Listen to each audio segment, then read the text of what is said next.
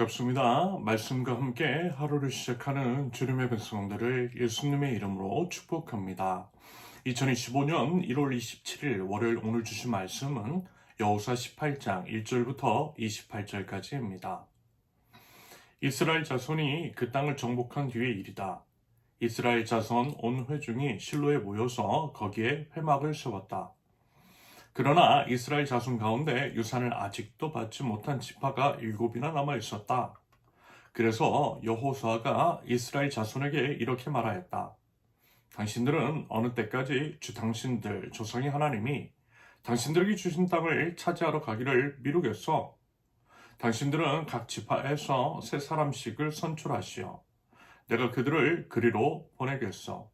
그들이 가서 그 땅을 두루 다닌 뒤에 자기 지파가 유산으로 받을 땅의 모양을 그려서 내게로 가져오도록 하겠소.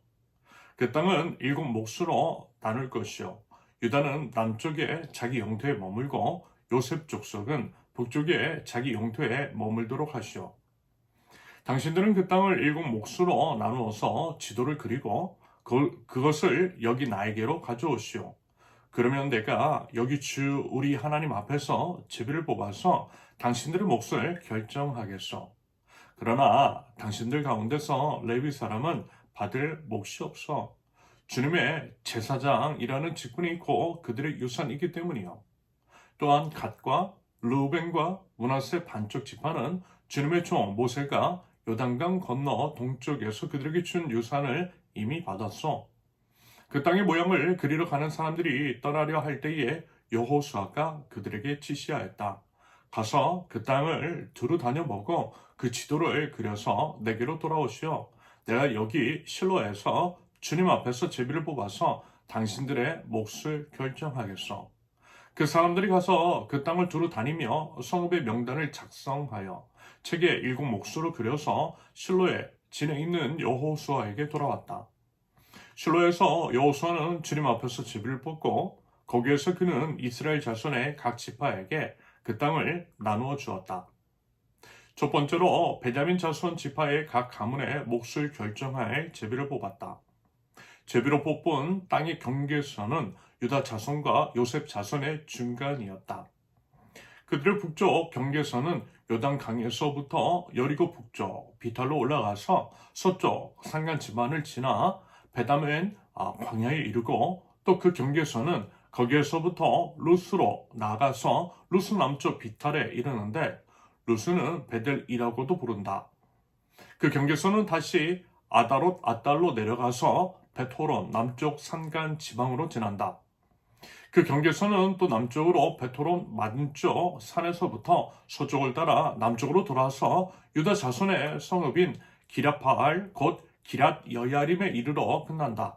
이것이 서쪽 경계선이다. 남쪽 경계선은 기랏 여야림 끝에서 서쪽으로 나아가서 넵도와 셈의 수원에 이르고 르바임 골짜기 북쪽에 있는 힘놈의 아들 골짜기 맞은쪽 산기슭으로 내려가고 다시 힘놈 골짜기로 내려가서는 여부수 남쪽 비탈을 지나서 엔로겔로 내려간다. 그 경계선은 다시 북쪽으로 나아가 엔세메스에 이르고 아둠민 비탈 맞은편의 글릴로스로 나간 다음에 르벤 아들 보한의 돌까지 내려간다. 이어서 북쪽으로 아라바 맞은쪽의 비탈까지 내려가 아라바에 이른다. 다시 북쪽으로 베토글라 비탈을 지나 요단강 남쪽 끝 곧 요단강 물을 끌어들이는 사해의 북쪽 어귀와 그 경계선의 끝이다. 이것이 남쪽 경계선이다. 동쪽 경계선은 요단강이다. 이것이 베냐민 자손이 그 가문을 따라 얻은 유산의 사방 경계선이다.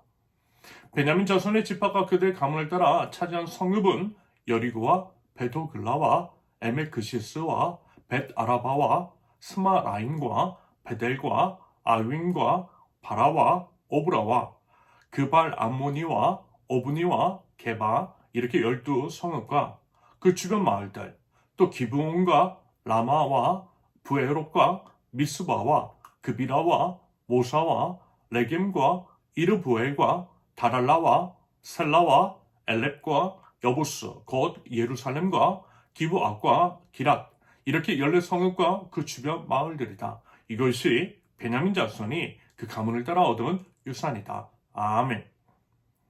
계속되는 땅 분배에 관한 내용입니다. 여호수아는 땅을 분배하되 아직 땅을 차지하지 못한 7지파에게 땅을 분배합니다. 그 내용이요, 오늘과 내일 그리고 내일 모레까지의 본문입니다. 그래서 이제 사실요, 그 내용이 별게 없을 수 있어요. 지루할 수 있고요. 특별한 교훈을 찾는데 어려움이 있을 수 있다라고 하는 점을 인지하고요, 살펴보시면 되겠습니다. 너무요, 부담 갖지 않아도 된다라는 겁니다. 먼저 이제 1절을 보면 실로의 회막을 세웠다라고 하죠. 회막은 하나님의 임재를 상징하고 하나님을 만나는 장소입니다. 지금으로 말하면 예배당이고, 하나님은 회막에서 이스라엘 백성을 만나 주셨습니다. 물론 이제 그 당시에는 아무나 하나님을 만날 수가 없었어요. 오직 회막 안에 성소와 지성소가 있고, 지성소 안에서만 하나님을 만날 수가 있었는데요, 지성소에는 오직 구별된 대제사장만 들어갈 수가 있었습니다. 당연히 거룩하신 하나님께는 하나님께서는 우리에게 이제 거룩을 요구하세요. 거룩하지 않으면 설 수가 없었습니다. 죄는 모두 죽었어요. 그러므로 하나님을 만나는 대제사장은 거룩한 상태, 즉 죄가 없는 상태로 하나님께 나아가야만 했습니다. 예수님께서 오셔서 친히 이제 대속제물이 되어 주시기까지 비록 일시적이긴 하지만 희생제물을 통해 죄사함을 받은 후 그렇게 이제 거룩한 모습, 희생제물의 피를 의지하여 하나님께 나아갈 수 있었다라는 거죠. 아무튼 이제 그렇게 하나님을 예배하는 것, 하나님의 임재를 상징하는 장소가 말했자면 회막입니다.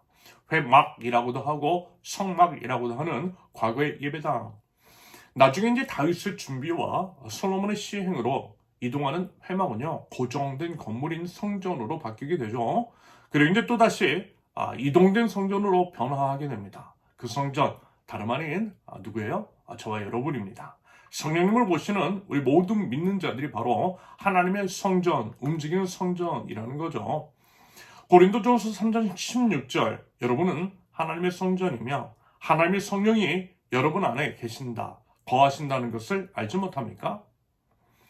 성령님께서 내주하시는 우리는 모두 거룩한 하나님의 전입니다. 아무튼 회막이 길갈에서 실로로 이제 실로로 이제 옮겨져 세워졌다라고 하는 것은 그만큼 가나안 땅 정복이 이루어졌다라는 것입니다. 점점 가나안 안쪽으로 이스라엘 백성이 파고들었다라는 거죠. 그런데요, 이런 게 있어요. 본문 2절의 기록처럼 아직도 땅을 유산으로 받지 못한 지파가 일곱이나 남아 있었다라고 합니다.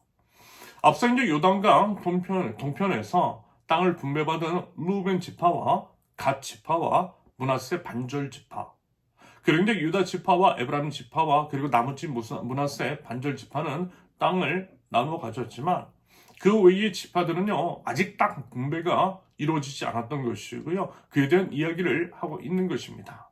그러면서요, 여호수아가 이런 얘기를 해요. 본문 3절입니다. 당신들은 어느 때까지 당신들 조상의 하나님이 당신들에게 주신 땅을 차지하러 가기를 미루겠어. 무슨 얘기예요? 더 이상 미루지 말라는 것입니다.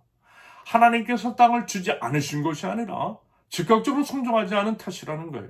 그러므로 조속히 하나님의 말씀에 순종하여 약속의 땅을 취하라는 명령입니다. 맞아요, 여러분. 하나님은 이미 우리에게 약속해 주셨어요. 약속해 주셨으면 순종함으로 그 땅을 차지하면 되는 겁니다.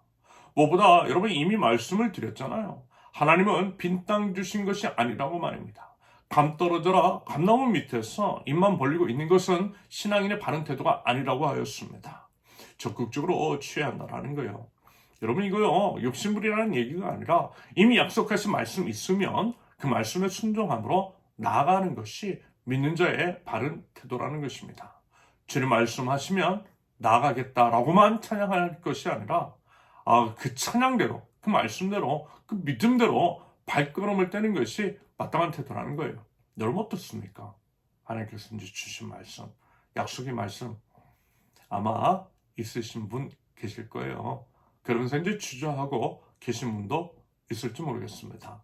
물론 이제 저도 그랬어요. 개척할 때요, 이미 말씀을 주셨음에도 불구하고 머뭇거리고 주저했던 적이 있었어요. 그 외에도 그랬던 적이 있었습니다. 사람이 그렇더라고요. 그런데 결국 이제 돌이켜보니까 그게 아니더라고요. 손해더라고요.